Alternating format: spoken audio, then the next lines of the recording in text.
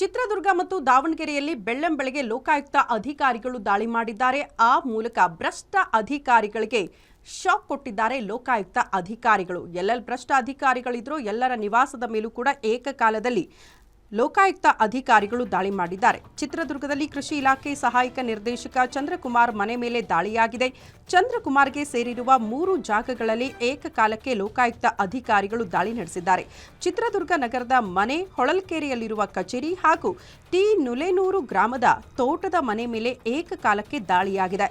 ಆದಾಯ ಮೀರಿ ಅಕ್ರಮ ಆಸ್ತಿ ಗಳಿಕೆ ಹಿನ್ನೆಲೆಯಲ್ಲಿ ಎಸ್ಪಿ ವಾಸುದೇವ್ ರಾಮ್ ನೇತೃತ್ವದಲ್ಲಿ ದಾಳಿ ನಡೆಸಿರುವ ಲೋಕಾಯುಕ್ತ ಅಧಿಕಾರಿಗಳು ದಾಖಲೆಗಳನ್ನು ಪರಿಶೀಲನೆ ಕೂಡ ಮಾಡುತ್ತಿದ್ದಾರೆ.